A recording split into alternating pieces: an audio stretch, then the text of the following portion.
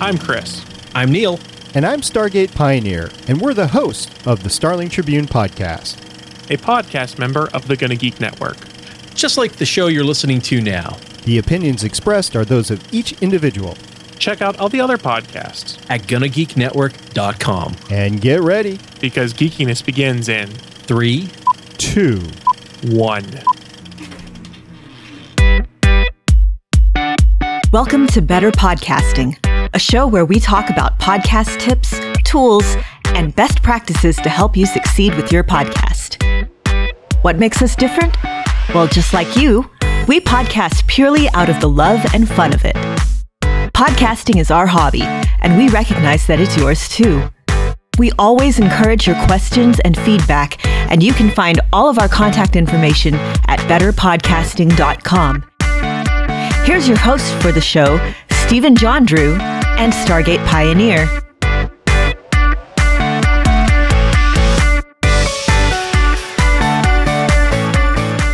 Hello and welcome to episode 7 of Better Podcasting. My name is Stephen John Drew, and with me today is my co-host, Stargate Pioneer. What's going on, SP? Absolutely everything is going on. It's Friday night. We're podcasting on Better Podcasting. It's just exciting. This is what we do for fun, folks, which I guess is maybe a little sad, but for us, it doesn't matter. We like it. We love it. And if you're listening to this, we know you do too. I wonder if that old TGIF theme song is still copyrighted so long ago. We could turn it into the Better Podcasting theme song. It's Friday night and the mics are light. I don't know. I got nothing. Terrible. Gonna have some fun. No, I'm not going to continue. I won't. I seem to think that one of us might or might not have a brother, which is great at improv music. That's true. I'll send him the idea, and we'll see whether or not he can make that happen. But before we do get started here, I just want to go ahead and say good job, SP. Good job, because you know what happened this week? You had yourself an appearance on another podcasting podcast. Why don't you tell the listener what that was all about? Yeah, it was. It was really exciting. It's not a podcast that's dedicated to the hobby podcast, but it's got a lot of professional podcasters on it. It's not a how-to podcast either. It's literally a roundtable, just like you would see on Meet the Press or NPR or whatever. It's called the Podcasters Roundtable, and it's done by Ray Ortega, also known as @Podcast Helper. And we had an exciting hour of talking about the fundamental item of podcasting, RSS feeds. Oh, so it's not knowing Stargate Pioneer? I thought that was the number one thing that you have to do to podcast. Yeah, that seemed to be a topic of discussion as well. They all were very interested in the Stargate Pioneer at the start. Yeah, and I seem to have made an impression because apparently they want me back at some point in time. It's just like how you invite your in-laws back for Christmas and then cross your fingers. No, I'm just kidding. Yeah, we'll see if it happens again. We'll see if it is like, we'll see if what's the Griswold's brother or cousin or whatever? What is his name? The guy with the RV that showed up? Uncle Eddie. Uncle Eddie. We'll see if I'm Uncle Eddie or not. Well, congratulations on that, SP. I think it was very nice that they did invite you in. And I just want to say you did a very, very good job. So great job on that there, SP. Thanks. And if you guys want to catch a listen to it, it is the Podcasters Roundtable number 62. It's been going on for a couple of years. Ray generally does it about every other week. And it is both video, so you can catch it on YouTube, and it comes out as a podcast later.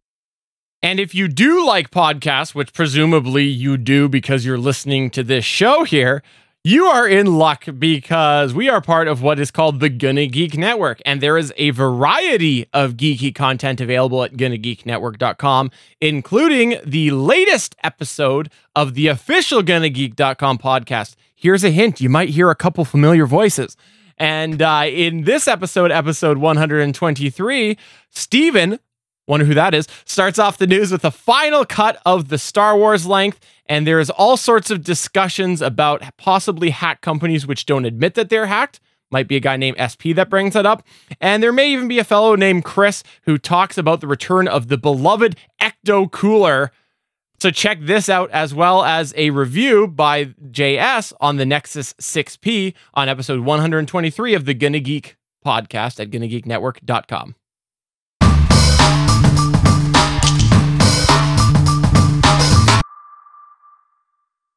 All right, as you may remember in episode 6, we wrapped up our podcasting arc on the foundation or fundamentals of podcasting. And guess what? That means that now we are entering a new arc. We are beginning a 3-part series on our gear. So we talked and teased all about it over the last 6 episodes. So we thought, let's just break it down and lay it all out here on what we've got. And we will caution you that absolutely we have a lot of advanced gear that you do not need for a hobby podcaster. But maybe you do want to go ahead and kick it up a little bit, and you are willing to take the challenges that sometimes come with that. We are here to share with you what we've got. We're going to break it out into a couple different things. Today's episode, I will talk a little bit about my gear. And SP is luckily very, very familiar with it, so he'll chime in along the way. Next week, SP will do the same, but I will chime in because I'm also familiar with his gear. And then the third week, we have a very festive episode that you will have to wait for. So let's just start it off here. You're looking at me right now on YouTube, or maybe you're not. Maybe you're listening to me through your iPod or your phone or whatever it is. Well, how are you doing that? You are listening through headphones or earbuds, something like that. As I podcast, I also use headphones. And the headphones that I use are some closed back headphones that are supposed to be fairly flat frequency response. They are called Shure SRH 440 headphones. Now, you're going to say to me, Stephen, what does that mean? Well, here's the thing, is there are different tiers of headphones. And as we mentioned last week in the download, there are different sort of side or genres of headphones of where they best are used. The headphones that I have are ones that are meant for what I'm doing now, editing, for monitoring and playing things back, that in a manner that isn't really manipulated by the headphones. As we mentioned, beats tend to be heavier on the bassy side of things. These are fairly equal all across the board. So essentially they are supposed to be, to me, sounding like how the recording actually sounds. Now there's another advantage to these SRH 440 headphones. They are, like I said, the closed back. So they help not cancel, but isolate noise. There is a difference. Isolation tends to be there's so much on your ears and so much closed that you don't hear a lot of the outside sounds. However, noise canceling is different. It has a little bit of a microphone in it that picks up the sound and tries to offset it with some weird technical inversions of frequencies and some craziness. But those headphones tend not to be the best for things like editing. So the headphones that I have to say, I've literally on the other side of the wall, if you were to look through my backdrop, there's a wall there. And on the other side of the wall is my front door. That's right. I'm a hobby podcaster. I podcast in my house. The front door, my wife has literally in the middle of a podcast, answered the doorbell, talked to the neighbor, and then closed the door. And I had zero clue that she was there because I had my headphones on. So that is a very, very good testament to how well these work.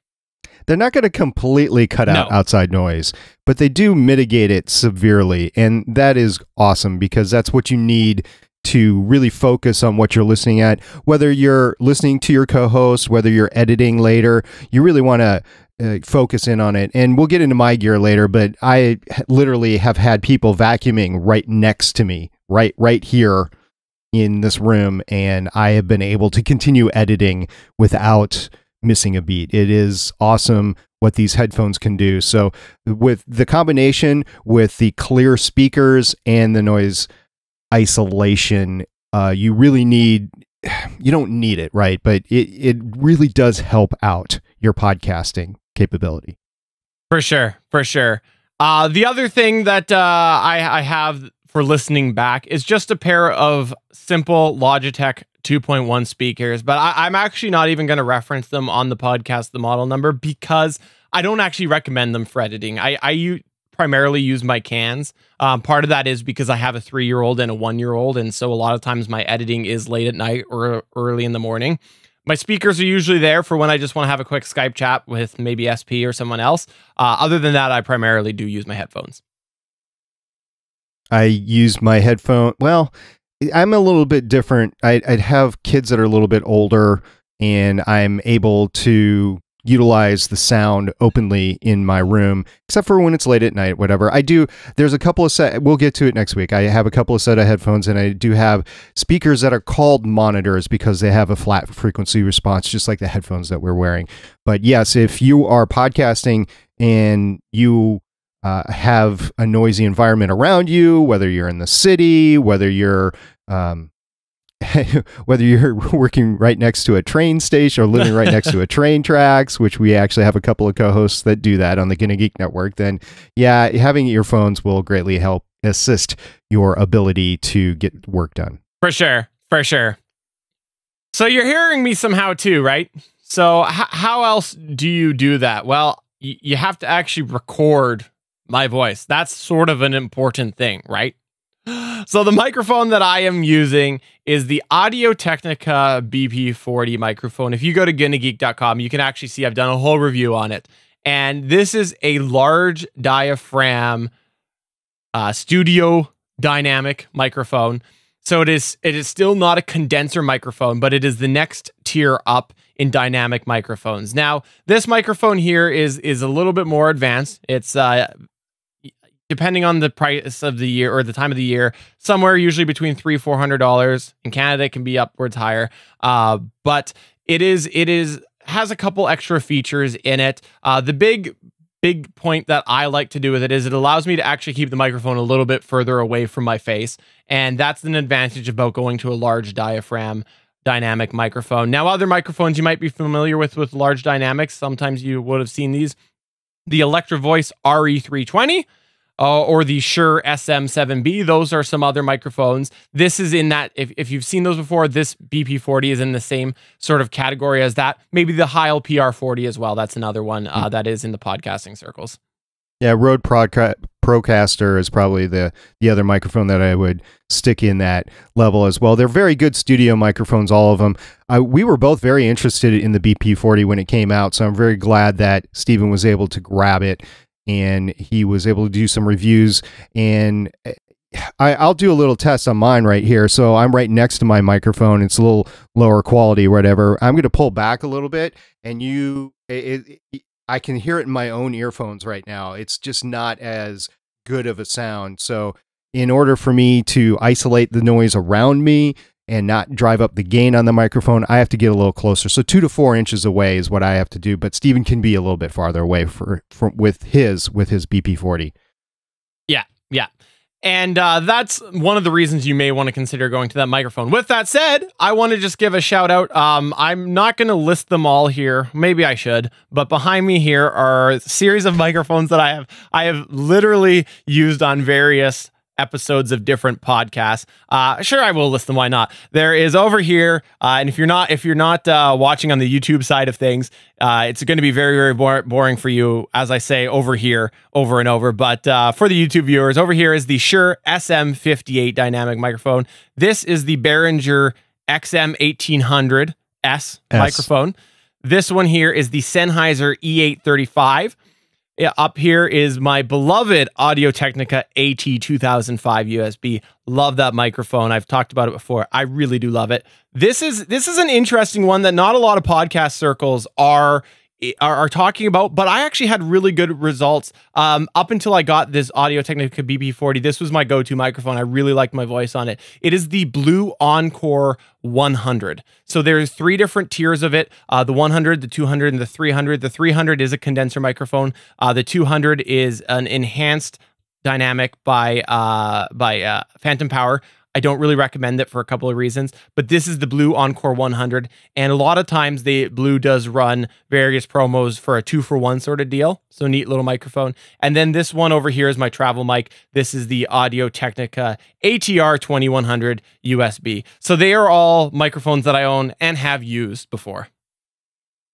Yeah, it was at some point in time, we'll have to go through all of them and do a back-to-back test so that the viewer and listener can actually determine the differences between them. Of course, each microphone is different for each voice. So if you really want to test microphones out, go to your local guitar center or music center that actually has a few of these mics, and you can test out how your voice sounds over them. I think that's the biggest thing.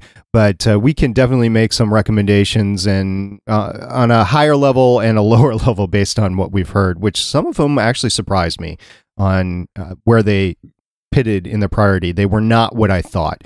And matter of fact, we were so confused by one particular result, we actually obtained a different sample with the same mic just to make sure that it wasn't a bad microphone that we were dealing with. Yeah. And I have to say the Blue Encore 100 is one that definitely surprised me in a good way. Yeah, I have one as well. I don't use it, but it is one of my go-to mics. I just prefer how I sound on the Sennheiser E935. But it was fun doing those comparisons. Yeah. And I gotta admit, I mean, if you've got the BP40, why not use it? So that's why he's using it, is because he actually has it, and I'm jealous. Okay, now this is where things get very, very complicated because, as you may remember, I've mentioned before, I have a series of unnecessary gear in my line here. So while you I wouldn't say that they are unnecessary, right? Okay. It's just at a little higher level than your introductory hobby podcaster. And you said it at the beginning of this podcast. All this gear is not necessary if you're just starting out. We would highly recommend going with the ATR 2100 or the AT 2005, which you have just introduced. But as for the rest of it, as you get more advanced, this is still hobby podcasting. We are not in a professional studio. Absolutely. Absolutely. So moving along, you could plug this microphone potentially right into your sound mixer, but no, I have two extra pieces of gear in line before getting to my sound mixer. So the next thing that it goes to is what's called the Behringer Mini Mic 800. Now, what is this microphone? What is this mini mic thing? What it is it is a preamp. Now, it is a basic level of preamp. So essentially what it is it's allowing me to manipulate the gain. And what's nice about this unit is it allows me to manipulate the input gain, so the amount that it's actually driving out of this microphone, and also the output gain. So essentially, once it's captured this microphone, how much is it sending of that signal over? Do I want to bring that signal down? Do I want to send it high? So there's a couple different settings in there. It's been fairly good to me. It's got some extra features. The main reason why I have it is because originally I got it when I was testing and playing around with a condenser mic, and I needed phantom power along the way, and I only wanted the phantom power to my microphone. So that's been good. Then from there, I carry along the chain into a compressor. You're going to find I own a lot of Behringer products. And the next thing is the Behringer MDX 2600. So the compressor, I talked about this on a previous episode. What's nice is it allows you to essentially limit how loud I am so that I'm not clipping and I'm not doing other crazy things, and getting a more even signal. The compressor is something that I have owned it for, SP, like 6 months, maybe longer now?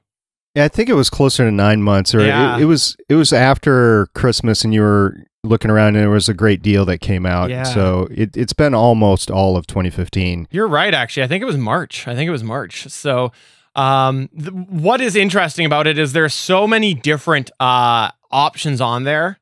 I have to admit, just the other day, I had some settings that I was fairly happy with. There's 2 channels on this, so 2 sets of controls.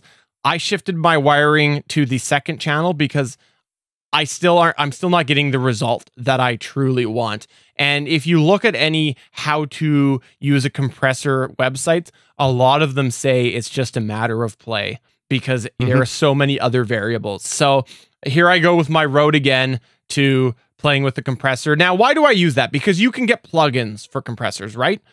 There are a couple of reasons. Number one, I wanted the noise gate feature because, as I mentioned, I have kids, and I got really, really tired of having a kid yell when I wasn't talking and me not seeing it on the waveform because it's that little, and then my plugins enhancing it. Next thing you know, I have to edit it out later.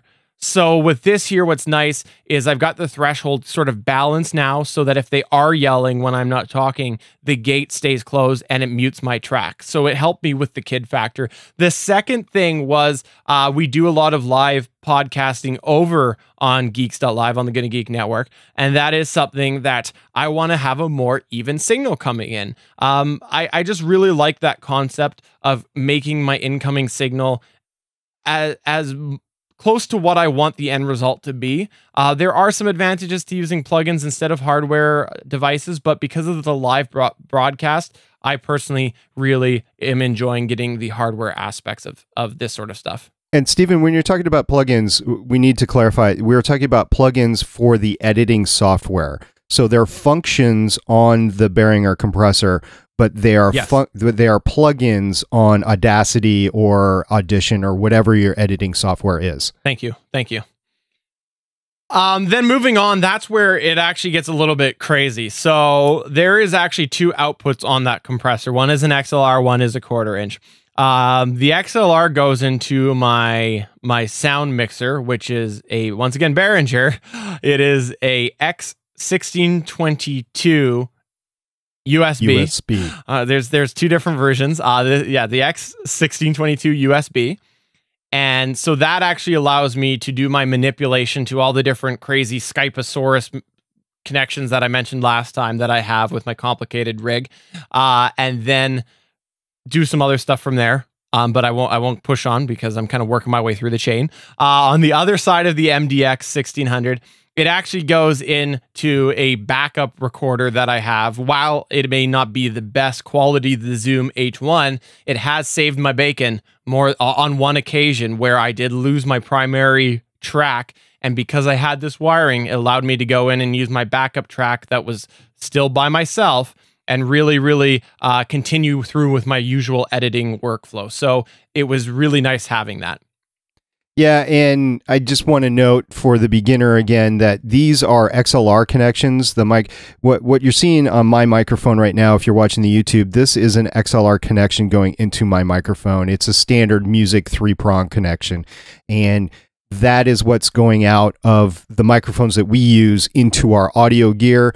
If you're just starting out and you just have a USB, you're going straight from that USB microphone into your computer. Now, the backup recording that Stephen was referring to, if you're just starting out and you have an ATR 2100 or an AT 2005, you can use both the USB to go into your computer and the XLR to go into a portable digital recorder like Stephen and I have in order to get that backup copy, which, as we talked about before, is important, and it saved both of us in the past. Matter of fact, It is my primary recorder. It is Stephen's backup. Yeah.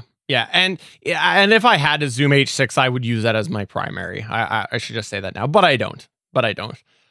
So how else are you capturing me right now? Well, you're seeing me on YouTube, and if you're not seeing me on YouTube, well, congratulations on that, because you don't have to see my ugly mug. So how am I doing that? Well, that is through a Logitech C920 webcam. SP's done a ton of research on this. I did a ton of research on this, and for the price point, you cannot beat this microphone. I did research on this camera. Microphone's always on my mind because I have so many of them behind me. But no, you cannot beat this camera, this webcam, for this price point. And yes, there are different cameras that are better if you go up a little bit, but this one here, you're going to find a lot of video podcasters actually use it because it's got a couple of nice little features in it. And I have to admit, I looked at the Microsoft line in this sort of ballpark, and the features and the quality just didn't compare. I looked up several head-to-head videos. So I really like the Logitech camera, the C920. What is also nice about it is the C920 has a tripod mount on it. So I actually have it mounted on a sort of kind of flexible tripod. So that's what's really, really, really nice about that. They're a standard webcam. They can be placed on top of the monitor. Mine, it's placed on top of the monitor. Matter of fact, I have several. I have 3 of them because it goes out to different video feeds at some point in time.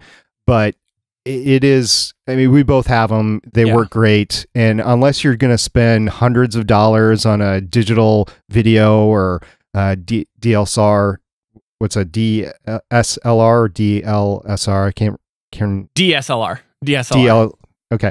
So unless you spend a lot of money on one of those, which you can do, by the way, I mean, if that's your hobby, go ahead and do that video stuff. But if you're just trying to get going and blab and YouTube or do a video tutorial or whatever, the C920 is just, it's so versatile and it's cheap. They went on sale on this holiday season for like $40. I mean, they're usually around $70, and at some point in time, they're going to change out and they're going to put a new model in. But for the price, you get great 1080 and whatever. Just don't use the microphone on it. You'll actually get yourself a real microphone. Yeah, agreed.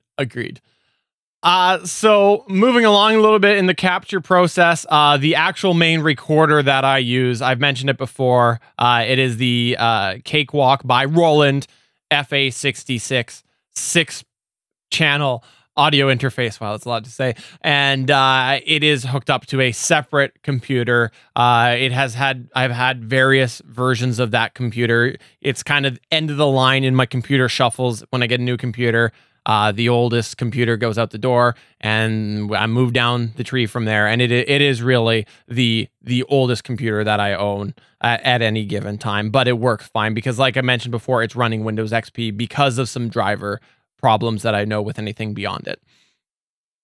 A lot of people with the FireWire connections have to do that, and that's why a bunch of people are actually transitioning into the portable digital recorders, which if you combine podcasting with live bands, these things have gotten so cheap, so capable, and there's a market for them. So they're available now, and I don't know if I would advise anybody specifically in the hobby podcasting area to go with the FireWire connection, but it is great. The podcast that I started guesting on used one, and I was actually able to see how it worked and everything. It's just it is a little bit complicated for the starter, but it does work really, really well. It honestly, I use it.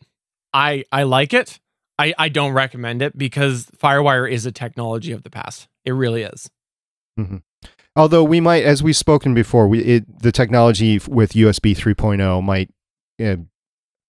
regain that functionality of the FireWire, so you might get that sort of thing eventually as well. But for right now, I think the portable digital recorders are where to go, which means you need a mixer. So it's hardware expense, but No, I agree. So what else do I capture with? Well, the video that you're seeing right now is coming from one of two places. Assuming that there are no problems, the primary place that I am doing this is through a software called XSplit. XSplit is the software that I use right now to switch between the channels. So if I want to be on both of us, I'm on both of us.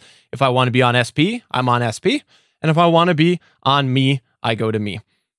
So it is the software that we use. I will admit we use it the features a heck of a lot more when we do end up live casting, because for now, title cards, music, all those other things are all added in after. But on the Gonna Geek podcast, I really, really use it to a lot of its ability.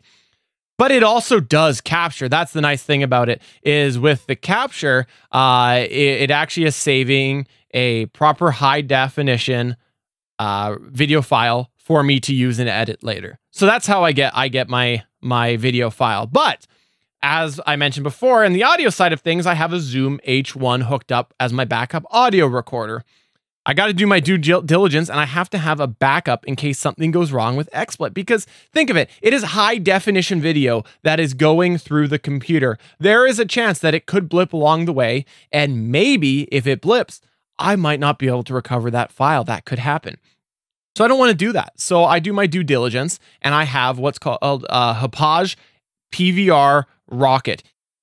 So what's really important to note about the Hauppauge PVR Rocket that Stephen has, or any in the class of digital video recorder boxes that you have, is a lot of gamers actually use it, video gamers, because they're capturing their feed while they're live streaming with Twitch, or they're going to upload their video play to YouTube afterwards or whatever. I've watched a lot of gameplays because I'm trying to figure out how to play Final Fantasy 3. I never played it before. So yeah, I've actually done and gone in and seen a lot of gamers play and whatever. And this is the sort of thing that they use. But as podcasters get more video action, the same thing can be used with podcasters as well. And if you talk about the professional multi-track gear that you see like in a news van or whatever, that they can do like 8 tracks or whatever, those literally cost about $10,000. The most common model is called a TriCaster. So using something like this, which costs like around $100 to $200, you can get them cheaper on sale, is phenomenal. The capability you get for the cost, and it will save your bacon. I guarantee you, it will save your bacon at some point in time. Absolutely, absolutely. So what else do I have online here? Well, the PVR Rocket is sort of the end of the chain for video. Well, I guess, yeah, we'll call it the end of the chain. I also have in my possession crazy Skypeosaurus. We talked about that already. Now, what is in that Skype rig? Well, it is actually my main PC. It has a Intel i7 4790 processor. It has, let me count them up, 5 sound cards in them. Yeah, so just to clarify, Stephen, what we're talking about when you say 5 sound cards is it's a combination of actual cards in the computer and then USB exterior sound cards as well. Yes, that's true. Very good point. I have 3 internal sound cards and 2 external. The one is the onboard Realtek something or another. Doesn't really matter. It's an onboard. Then I have a Asus Zonar. And then I also have a Sound Blaster Audigy. Those are the 3 internal. The outside I have, which turned out to work, I decided to randomly try a $10 USB sound card just to see what it is. The build quality looks horrible, but it has worked for my guest Skype connection. And then I also have a Behringer, once again, another Behringer product, UCA 222 USB sound card / audio interface. Now, I will say this. Sound cards are a pain for many reasons, and when you have more than one in there, it becomes very, very difficult. But I have a tech background. I used to work in the tech sector, so I am a little bit more familiar with manipulating your computer and making sure that you put the right components in that won't interfere, because if you get the wrong components in there, they sometimes run on what's called the same IRQ, which can cause problems. So be cautious if you are going to try going that route. Yeah, as we'll see next time, I've chosen a slightly different tack to take, and both are legitimate. It's just mine costs a little bit more because there's extra hardware involved, but it's something that you can do if you have several of the items laying around, which I'm betting that you do. So we'll get into that next week. Yes, yes. So finishing up with the computer there, at least the basics. The other thing that really makes me go is having a half decent video card, because to do all of this video, you do need to have a reasonable video card. So I actually use a combination of the GTX 660. Wow, can't say that. The GTX 660 video card, as well as the onboard video card. But the GTX 660 is the reason that I can do all of this video stuff. And there are far better video cards for sure. Talk to any gamer, they'll tell you a great recommendation for a high quality video card.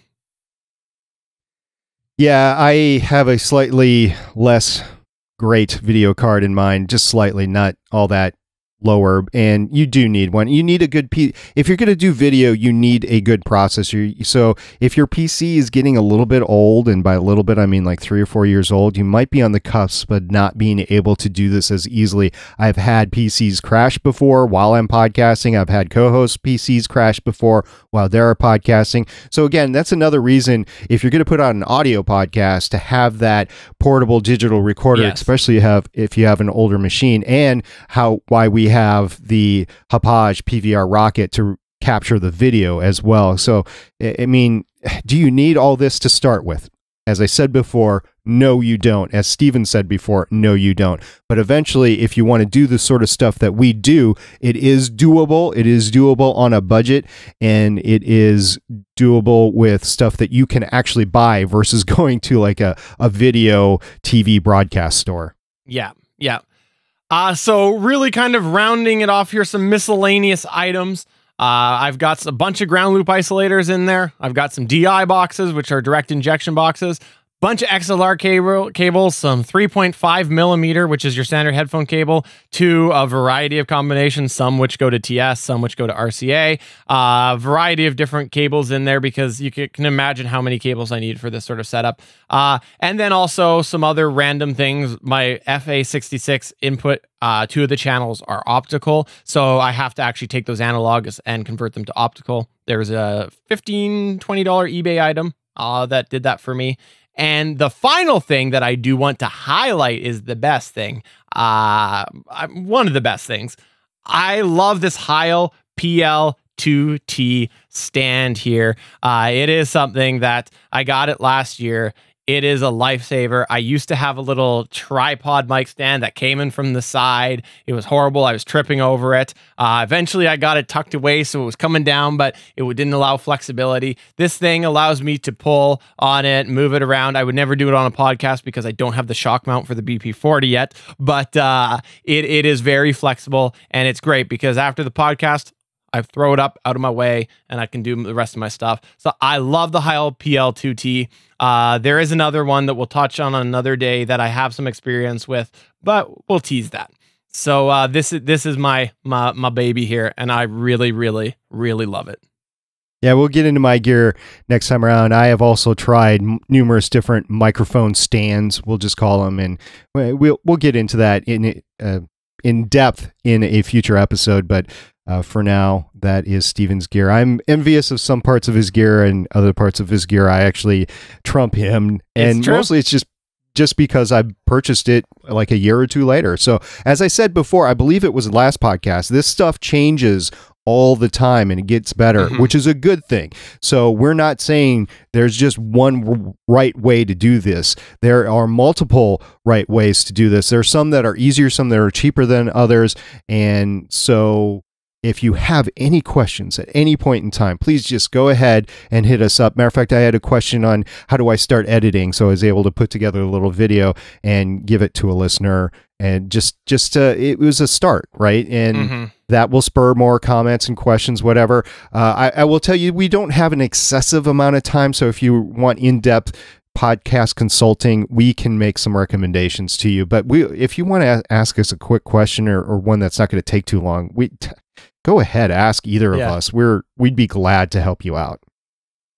So that is Steven's gear, and it's a lot, right? But Steven's doing a couple of video podcasts that are also audio, so keep that in mind. And he's been podcasting for a while. So when you've been podcasting for a while, you'll want to do just the one thing different, so you need to purchase something different in order to do that. Not all the time, but sometimes. So you start accumulating gear over time. This is not anything that we went to the store on day one and said, no, give me a $2,000 podcast rig. No, no, not at least. But I would say the good fundamental startings are the microphone. We touched on that every single episode, and a decent enough PC to actually handle the audio recording that you have. That's probably a good start. Yes. And there is one last thing that I do want to note here. Although I have all of these products here and they're working for me, I want to clarify something that is going to probably make you go and delete your angry YouTube comment. All of them, every single item that I have listed has quirks. Right from my microphone to my PC. Every single one of them, there are things that if I had an unlimited budget, I would absolutely change. Some things I would be quite content to keep, but I would still change things. So they all have different quirks. They work for my setup now. They may not work for you, or maybe if you can afford something a little bit different, there could be a better recommendation. There are things that next week SP will talk about that I have my sights on for the future advancement of my rig. So I just want to tell people that while I do use all of these here, keep in mind that every single device has a bit of quirks.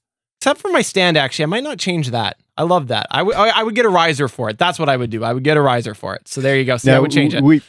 We've gone through. We keep each other in check, right? And even with the stand, Stephen, I can tell you that we have looked into some very exquisite and expensive options. Okay, I probably would change it then. So yeah, I mean, if you have an unlimited budget, you'd go with. And I think you know which ones I'm talking about. But I'm not even going to mention them here because for the average hobby podcaster, this is what you get. The Heil PL 2T is probably the top tier of hobby podcasting boom arm mics. For sure. Stands. For sure. Alrighty. So if you want more clarification on that, please go to betterpodcasting.com and get in touch with us. Ask me questions. Tell me why I should switch my gear. I don't care. Open up a dialogue. I'm good with it. It's fun. It's tons of fun. But let's go ahead and move into the Better Podcasting download.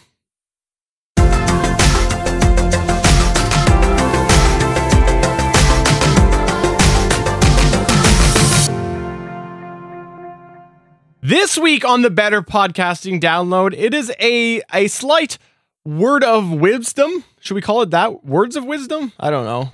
Word of advice? What do you want to call it? I do words. Okay, it's words. Starts with a W, ends with a D. There's an or in the middle. That's true. And funny enough, it has to do with WordPress. So if you're not familiar with WordPress is indeed a content management system that a lot of people run their websites on. It is very flexible. I love it. I'm a big WordPress fanboy. And so I use WordPress quite a bit.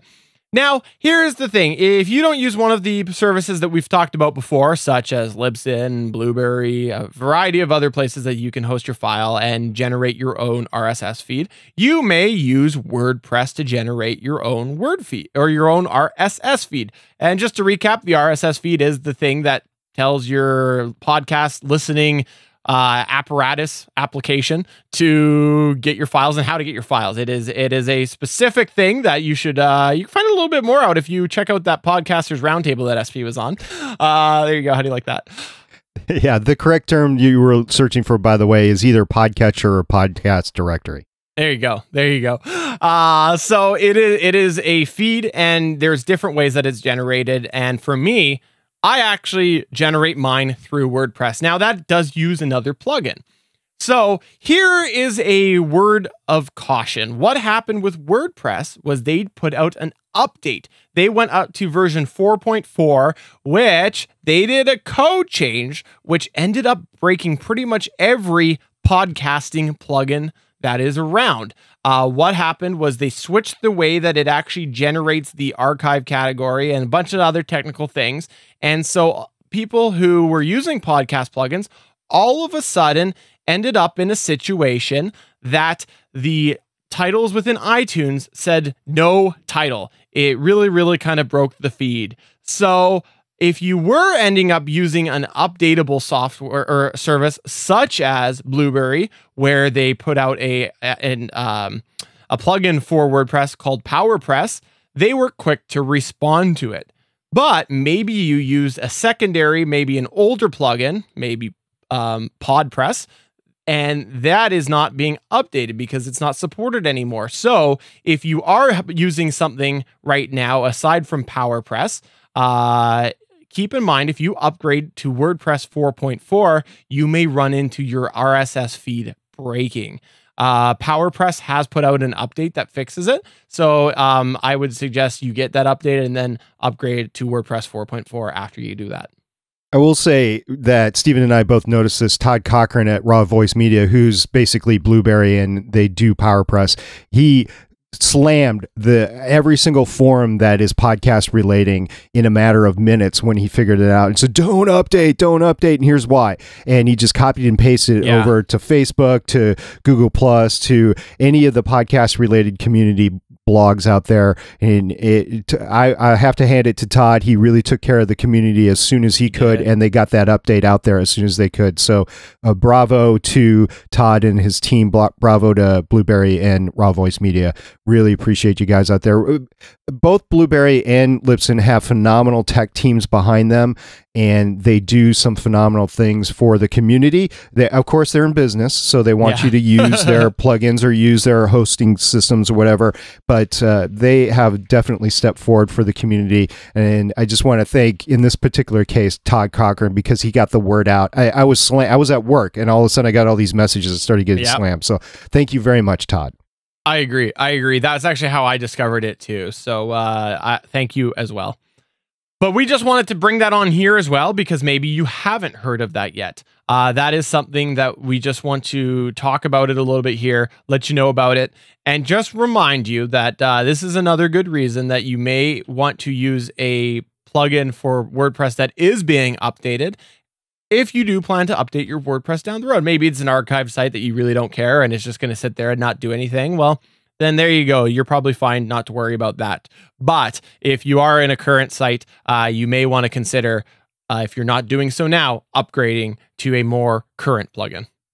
Or if you happen to have such an archaic site that you're actually hand coding it via HTML, you don't have to worry about it. But you should worry about transferring to a WordPress site, absolutely, right now. And I hear Squarespace is on the way up again, so you might be hearing more about Squarespace. But from what I know and understand, and I'm by no means an expert, if I had to choose between the two and I was a new podcaster and had to put a website together, I would go WordPress without a doubt. There's just more plugins for WordPress. Yeah.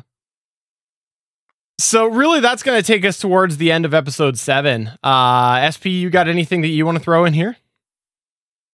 It's just been a fun time so far. We're at episode 7. We told you we were going to be around for a long time. So go ahead, ask your questions. We both fielded questions along the way, and we really appreciate you listening and downloading the podcast and giving up a thumbs up on YouTube. And we really appreciate it. So thank you for being with us. And we're here because we're trying to serve the hobby podcaster, because we're hobby podcasters, and although there's a lot of advice out there, everybody's generally in business to make some money with it, which we don't have anything against that, by the way. But if you're a hobby podcaster, like doing a TV show or whatever, you're generally not going to have a lot of money for it. So we just want to make sure you get the best advice you can to go forward without spending an excessive a lot of money. Yes. And on that note, I want to cycle back to something that I feel very, very important, because I've given you my list of gear that I have, and I've given you even my standard disclaimer that I don't recommend all of it to everybody for every purpose.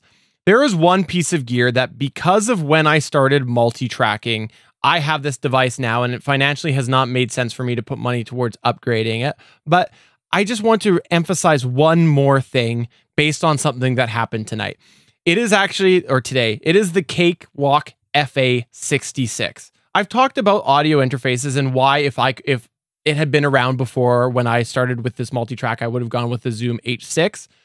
I want to emphasize, I've said that a bunch of times, the fact that actually you won't have noticed this because I would have fixed it in editing. Partway through this episode, I actually had to stop because I got a hard drive overrun error on my recording machine. Now, this hasn't happened in a while. I've had some really good success with it. I'm doing everything, as I mentioned before, running a separate machine, but it did happen. So I feel like I would be remiss if I did not mention that, because you're learning how to podcast. We're giving you advice. And if I wasn't sharing that experience with you, I feel that I would be hiding something. So just to emphasize my recommendation again, even though I use an audio interface, I highly recommend a separate hardware recorder. Yes, they can have glitches, but in my knowledge and experience, less likely than an audio interface. So I wanted to share that with you. Just us here listening just to as that. Bros. So I wanted to share that. Pod Bros, right? Yeah. Pod Bros. But that's going to take us to the end of episode 7. I'm Stephen John Drew. And I'm Stargate Pioneer. Bye. See you guys.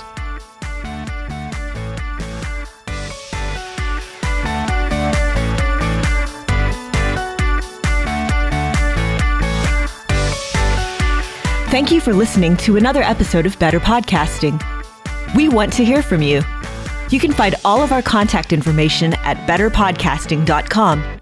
If you like the show, please consider giving us a 5-star review in iTunes. Thanks for listening, and we will see you again next week.